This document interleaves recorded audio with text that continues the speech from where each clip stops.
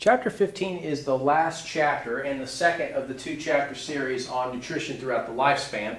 This one covers toddlers on through late adulthood. Now, with toddlers, and we can add preschoolers to that list too, toddlers' growth, they're not growing quite as fast as they were during the first year, but the growth is still fairly rapid. And another thing you have is changes in body composition and proportion. There's quite a bit of difference between a 1-year-old and a 2-year-old in terms of the legs getting longer, more lean tissue, growing less baby fat, and so forth. Toddlers are very active.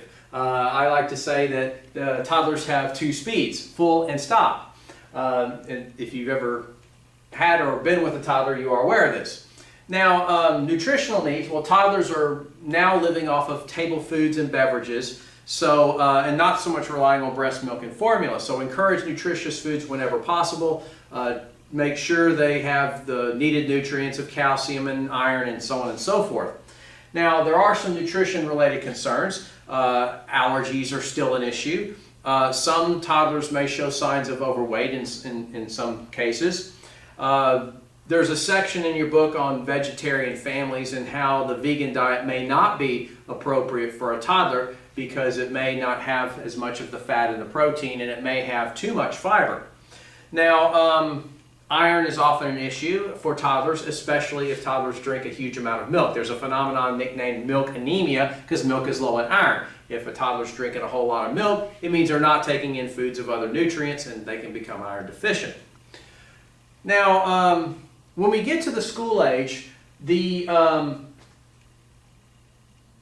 trend is changing. The growth is still fairly steady, kind of slow, but they're now on a fixed schedule. They're not grazing throughout the day like a toddler or some preschoolers may be. So this makes breakfast even more crucial. Now, a child's brain is about adult size. A school-age child's brain is about adult size, but remember, the liver stores glycogen for glucose to feed the brain between meals, and a child's liver is considerably smaller than that of an adult. So even with breakfast, a lot of that glycogen is used up by lunch, so kind of a mid-morning snack would be a good idea in many cases, but certainly breakfast is essential. Now, nutrition-related concerns of school-age kids. There's the obesity rates versus activity rates. Also, during this time frame, body image concerns start to surface. There can still be issues with calcium and iron. And of course, kids are not very great at brushing their teeth, so dental caries or tooth decay can often be an issue. Now, the growth charts for infants and children pretty much get thrown out the door when they reach adolescence with the associated growth spurt. Now, nutrients get stored up here, used up here. Now, the growth spurt begins sooner for girls, peaks and declines sooner for girls than for boys, typically by 1 to 2 years. Of course, the growth spurt involves an increased need in calories, calcium, and iron, and so on and so forth. You do have some recommendations for nutrients in this chapter. They're not everything listed well, stick to what I give you in the notes, because the notes I mostly focus on the trends. I do not give you that many specifics in terms of RDAs for this, that, and the other for these different age groups, but what I did provide, I especially want you to pay attention to.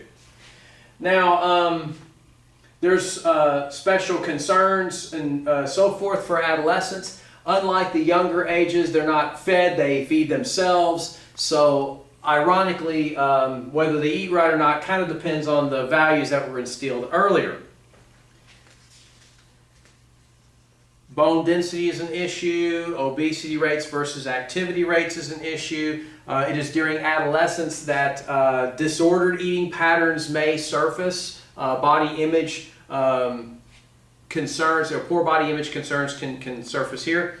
Other concerns, substance abuse, including tobacco, alcohol, or drugs, and that can greatly affect nutrient status as well as other things.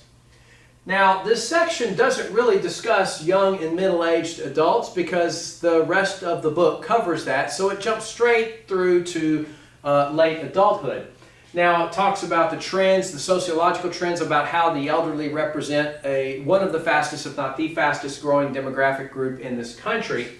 There's a section on physiological changes in your notes. I want you to go through that and be familiar with that. With the nutrient needs, again, I've listed several trends and a few specifics. Be sure to go through that. Nutrition-related concerns of older adults are listed. They include, of course, the delicate balance of weight control. Dental health issues can greatly affect nutrition status because they greatly affect ingestion. There can be age-related eye diseases. There can be the multiple medication issues. Theoretically, any medication can affect nutrient status at least somewhere, somehow.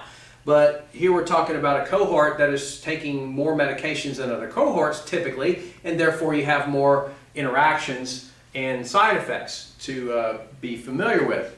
Now, there's also financial and mobility issues. There's also things that are related to the physiological changes, such as reduction in basal metabolism, reduction in activity level, changes in GI tract function, which can include things like dysphagia, which is difficulty swallowing, or the loss of intrinsic factor, which could affect vitamin B12 status. Again, be sure to go through the notes because the notes keep it on a trends level, and there are some specifics that I do expect from you. But I've also omitted quite a few details from the book because I wanted you to see the major trends involved